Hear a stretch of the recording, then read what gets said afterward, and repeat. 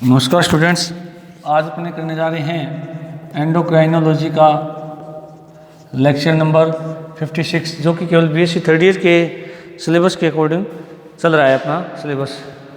देखिएगा, अभी तक जो अपने टॉपिक था वो था जेस्टेशन पीरियड। क्या था? जेस्टेशन पीरियड, जो अपने कल डिस्कस किया था।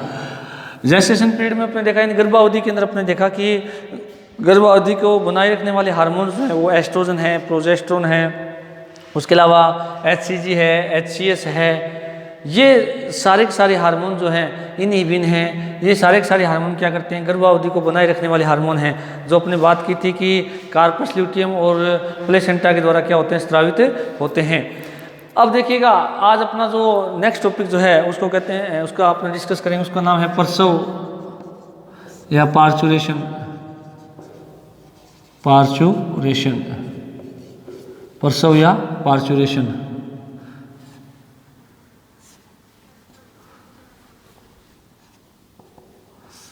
तो प्रसव या पार्चुरेशन क्या है?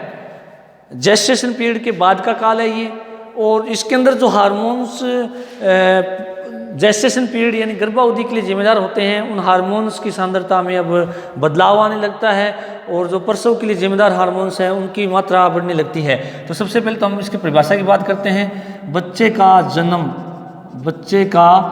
जन्म होना प्रसव है, प्रसव है। पार्चुरेशन होता है, यानी बच्चे का जन्म होना क्या कहलाता है? प्रसव है। या इसकी और साइंटिफिक बात करें कि गर्भावधि पूरी होने के बाद में बच्चे का गर्भाशय से होते हुए सर्विक्स और वेजाइना से बाहर निकलना क्या कहलाता है? पार्चुरेशन या प्रसव कहलाता है। ये भी इसकी परिभाषा है। माता की गर्भावधि पूर्ण होने के पश्चात, माता की गर्भावधि पूर्ण होने के पश्चात गर्भावधि पूर्ण होने के पश्चात बच्चे का गर्भाशय से बाहर आना ही क्या कहलाता है? प्रसव या पार्चुरेशन कहलाता है। प्रसव कहलाता है। क्या कहलाता है? प्रसव कहलाता है। अब देखिएगा, आपको परिभाषा समझ में आ गई होगी। यानी बच्चे का जन्म होना क्या है? प्रसव है। या गर्भावधि पूरी होने के पश्चात बच्चे का गर्भाशय से होते हुए, सर्विक्स से होते हुए और अपने योनिज मार्ग से बाहर आना क्या कहलाता है? प्रसव कहलाता है। अब देखिएगा, अपने अगर डायग्रामेटिकली इसको बात करें,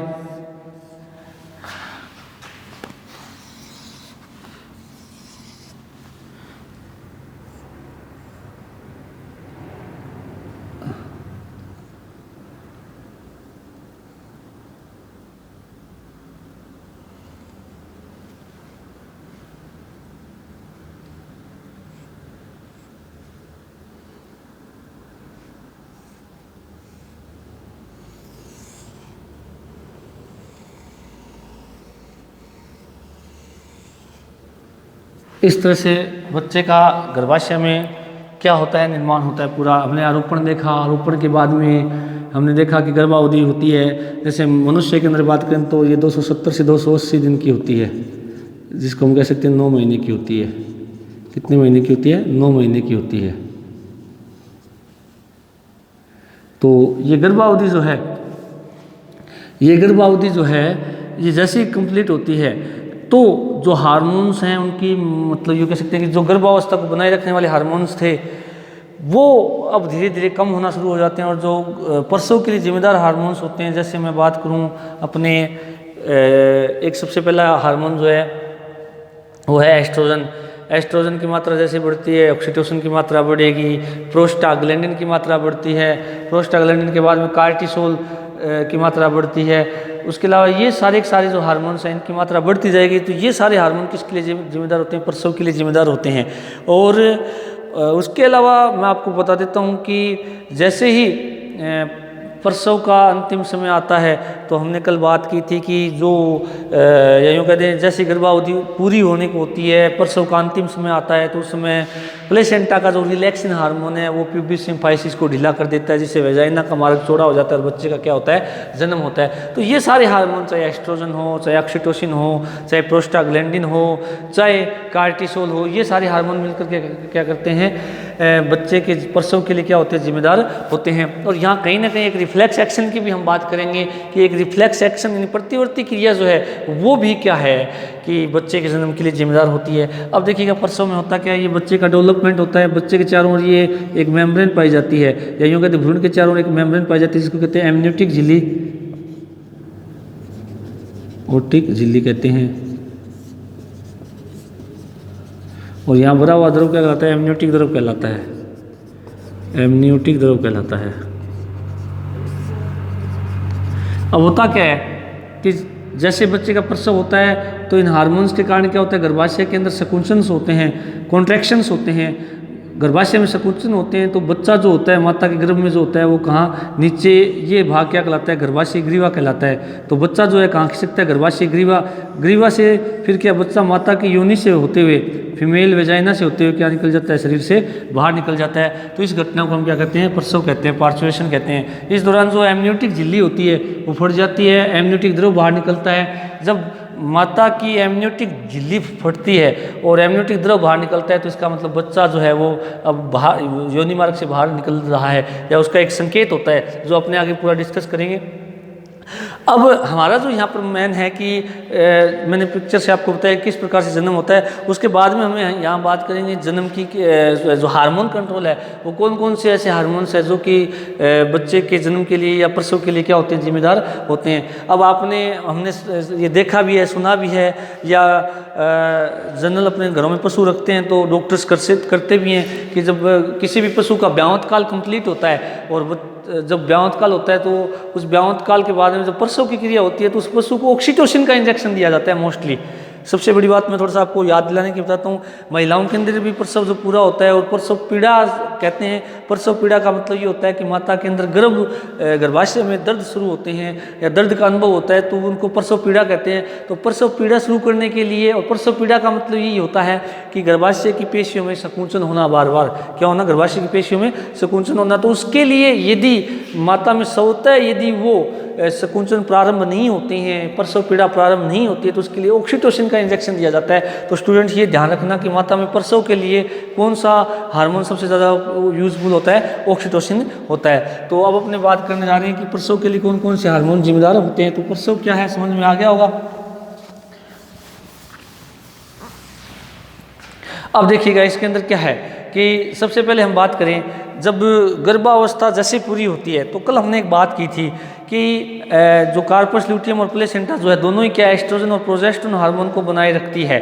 किसको बनाए रखती है, एस्ट्रोजन और प्रोजेस्टेरोन हार्मोन को। अब देखिएगा जैसे जैसे आरोपण हो जाता है, आरोपण के बाद में क्या होता है कि जो एस्ट्रोजन हार्मोन है उसकी सांद्रता तो उतनी बनी रहती है और प्रोजेस्टेरोन की सांद्रता बढ़ती जाती है। उसका रीज़न क्या हुआ कि कार्पस ल्यूटियम प्लेसेंटा दोनों मिलकर के प्रोजेस्टेरोन का स्त्राव कर रही है और प्रोजेस्टेरोन को हमने नाम दिया था प्रेगनेंसी हार्मोन। क्या नाम दिया था, प्रेगनेंसी हार्मोन, प्रेगनेंसी हार्मोन नाम दिया था अगर आपको याद है तो इसका मतलब क्या है, यदि प्रेगनेंसी यानी गर्भावधि को बनाए रखना है, गर्भावस्था को बनाए रखना है तो प्रोजेस्टेरोन जरूरी है। अब क्या होता है स्टूडेंट कि जैसे जैसे बच्चे का डेवलपमेंट होता है तो बच्चे का या यूँ कहते हैं कि माता के अंदर गर्भ 7 महीने का हो जाता है। कितने महीने का, 7 महीने के बाद या 7 महीने का होने के बाद क्या होता है, प्रोजेस्टेरोन है उसकी सांद्रता तो कांस्टेंट हो जाती है। कांस्टेंट का मतलब स्थिर हो जाती है और जो एस्ट्रोजन है उसकी सांद्रता क्या होती जाती है, बढ़ती जाती है। एस्ट्रोजन की सांद्रता क्या होती जाती है, बढ़ती जाती है। अब एस्ट्रोजन की सांद्रता और प्रोजेस्टेरोन की सांद्रता यदि हम देखें तो कहने का मतलब ये होता है कि जैसे जैसे प्रसव का समय आता है तो एस्ट्रोजन जो है वो उसकी सांद्रता बढ़ती जाएगी और प्रोजेस्टेरोन की सांद्रता उसकी तुलना में क्या हो जाती है, कम होती है या यूँ कहते हैं कांस्टेंट हो जाती है। तो प्रोजेस्टेरोन कम रह जाएगा और एस्ट्रोजन बढ़ जाता है।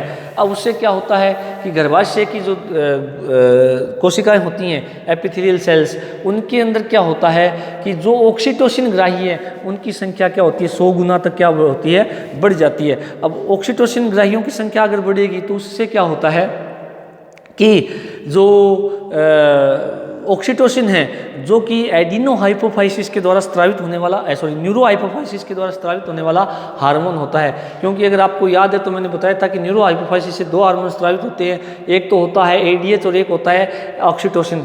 तो होता क्या है कि वो ऑक्सीटोसिन क्या है फिर न्यूरो हाइपोफाइसिस स्रावित करती है, और वो न्यूरो हाइपोफाइसिस क्या करता है कि एंडोमेट्रियम के जो ग्राही होते हैं जो 100 गुना अधिक बढ़ चुके हैं किसके कारण, एस्ट्रोजन के कारण, तो उन जो है ग्राहियों के कारण ऑक्सीटोसिन न्यूरो हाइपोफाइसिस से ज़्यादा स्रावित होकर के इन ग्राहियों से जुड़ जाता है। अब जैसे ही ग्राहियों से जुड़ता है तो आपको ध्यान होना चाहिए कि जो गर्भाशय की मायोमेट्रियम लेयर होती है उसके अंदर पेशियां पाई जाती है, अरेखित पेशियां पाई जाती है। तो ये ऑक्सीटोसिन क्या करता है, उन अरेखित पेशियों में संकुचन उत्पन्न कर देता है। अगर आपको ध्यान है तो इस तरह से अगर हम देखें तो ये प्रोसीजर है इसमें, ये एंडोमेट्रियम, ये मायोमेट्रियम,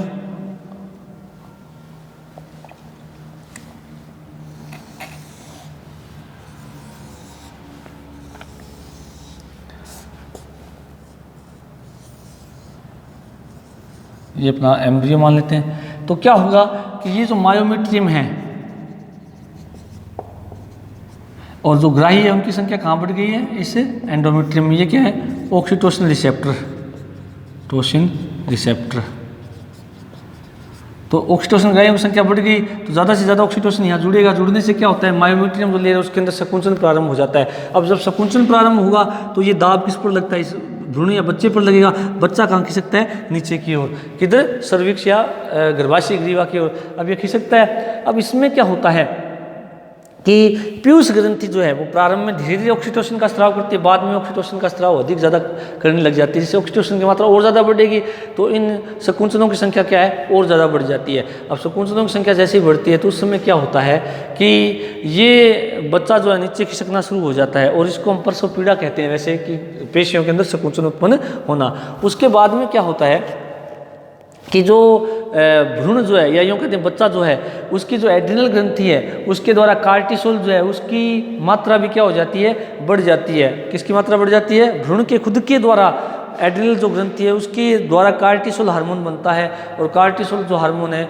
वो प्रोस्टाग्लैंडिन की संख्या को बढ़ा देता है। और प्रोस्टाग्लैंडिन भी मैं आपको बता देता हूँ, वो भी गर्भाशय की पेशियों में संकुचन उत्पन्न कर देता है। अब गर्भाशय की पेशियों में संकुचन उत्पन्न होने का कारण कौन कौन हुआ कि एक तो माता का जो पीयूष ग्रंथि है उसके द्वारा ऑक्सीटोसिन स्रावित हो रहा है, वो कर रहा है। दूसरा जो प्रोस्टाग्लैंडिन है वो कर रहा है, और तीसरा कार्टिसोल। ये तीनों मिलकर के क्या कर रहे हैं कि जो गर्भाशय की अरेखित पेशियां होती है माता के गर्भाशय की, उसके अंदर कर्माकुंचन उत्पन्न कर रहे हैं। अब कर्माकुंचन जैसे उत्पन्न होगा तो बच्चा कहाँ खिसकता है, नीचे। नीचे कहाँ खिसकता है, सर्विक्स या गर्भाशय ग्रीवा की ओर खिसकता है। अब देखिएगा क्या होता है कि प्रारंभ में तो ये जो संकुचन होते हैं ये धीरे धीरे मंद गति से होते हैं। हालांकि कई महिलाओं के अंदर तो पूरी गर्भावधि के दौरान ये संकुचन चलते रहते हैं, परंतु जैसे जैसे प्रसव काल नज़दीक आता है तो इन संकुचनों की संख्या बढ़ती है। और बढ़ने का कारण कौन सा हार्मोन, ऑक्सीटोसिन है मेन, तो कार्टिसोल है, उसके अलावा प्रोस्टाग्लैंडिन। ये तीनों हार्मोन जो है, कार्टिसोल, ऑक्सीटोसिन और प्रोस्टाग्लैंडिन, तीनों मिलकर के उन संकुचनों की संख्या को क्या कर देते हैं, बढ़ा देते हैं। अब जिससे क्या हो जाता है, बच्चा नीचे की ओर खिसक जाता है। अब बच्चा नीचे की ओर खिसकता है तो जिससे क्या होता है कि बच्चे का सिर जो है वो क्या होता है कि नीचे की ओर आता है। सबसे पहले कहाँ आता है बच्चे का सिर, कहाँ, गर्भाशय ग्रीवा में। गर्भाशय ग्रीवा में बच्चे का सिर नीचे आता है। जैसे अगर अपने बात करें तो ये जो सिर है, थोड़ा सा इसको मैं सिस्टमेटिक बना लूँ, ये मान लेते हैं अपने बच्चे का सिर है।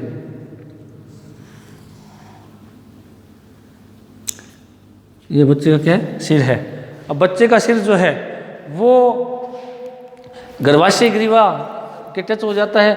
अब गर्भाशय ग्रीवा के अगर टच होगा तो क्या होता है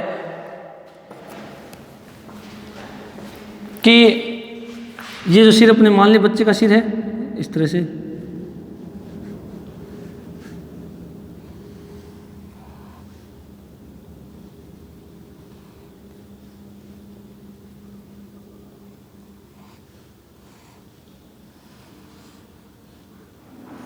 ये बच्चे का सिर है।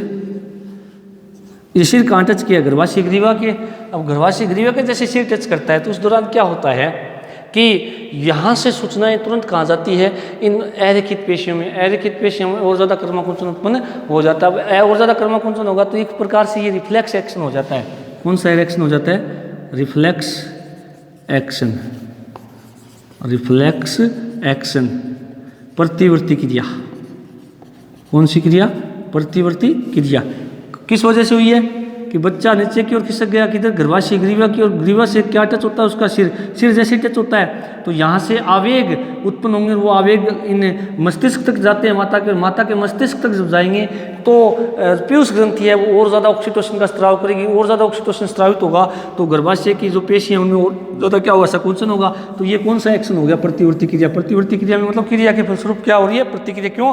कि सिर ने ग्रीवा के टच किया करते ही ऑक्सीटोसिन की सांद्रता बढ़ गई, बढ़ते ही कर्माकुंचन और ज़्यादा उत्पन्न हो जाते हैं। अब जिससे गर्भाशय का जो दाब लगता है वो लगने से क्या बच्चा कहाँ खिसक जाता है? नीचे की ओर। और नीचे की ओर खिसकता कहाँ जाता है? वो इस वेजाइना में। वेजाइना से बाहर आकर के बच्चा जो है उसमें फिर प्लेसेंटा वगैरह जो एक्स्ट्रा एम्ब्रियोनिक मेम्ब्रेन है वो बाहर आ जाती है। और जिसको हम क्या कहते हैं? बच्चे का प्रसव या पार्चुरेशन कहते हैं। तो देखिएगा हार्मोन भी कंट्रोल करते हैं। उसके अलावा एक प्रतिवर्ती क्रिया है वो भी इसके लिए क्या होती है? जिम्मेदार होती है। तो ये सारे मिलकर के क्या करते हैं कि जो प्रसव है उसके लिए क्या होते हैं? जिम्मेदार होते हैं। तो इस प्रकार से अपने जो प्रसव है ये हार्मोन और एक प्रतिवर्ती क्रिया द्वारा नियंत्रित क्या होती है? प्रक्रिया होती है। तो ये रिफ्लेक्स एक्शन और हार्मोन दोनों के द्वारा नियंत्रित होने वाली प्रक्रिया है। अब देखिएगा यदि हम प्रसव की बात करें तो प्रसव की क्रिया को अपने 3 भागों में बांटते हैं। कितने भागों में बांटते हैं? 3 भागों में बांटते हैं। प्रसव को 3 भागों में बांटते हैं।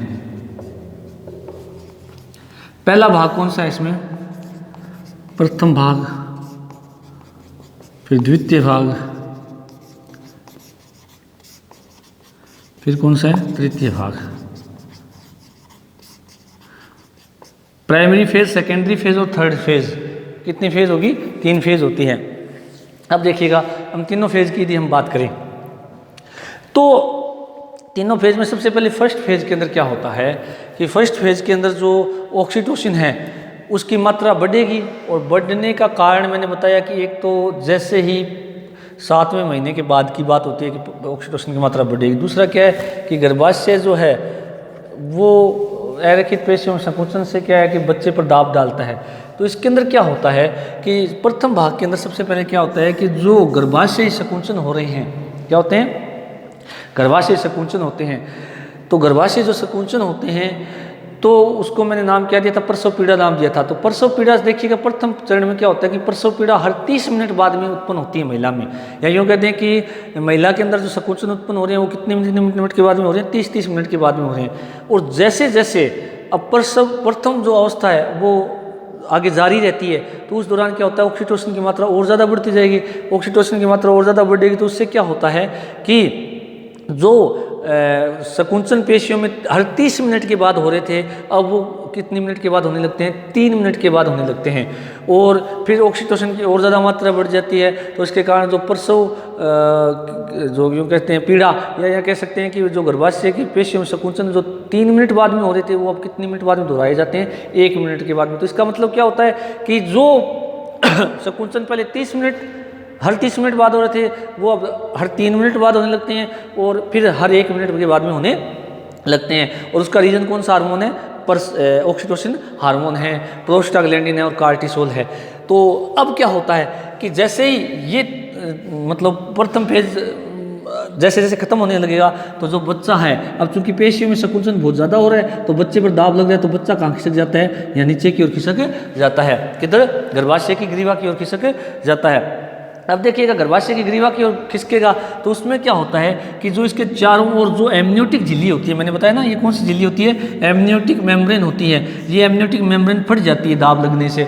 और एमनियोटिक मेम्ब्रेन जैसे फटती है ये अतिरिक्त भ्रूणीय झिल्ली होती है, मैं आपको बता देता हूँ। तो जो बच्चे और उस झिल्ली के बीच में एमनियोटिक द्रव भरा होता है वो एमनियोटिक द्रव क्या होता है? वेजाइना से होकर के बाहर निकल जाता है।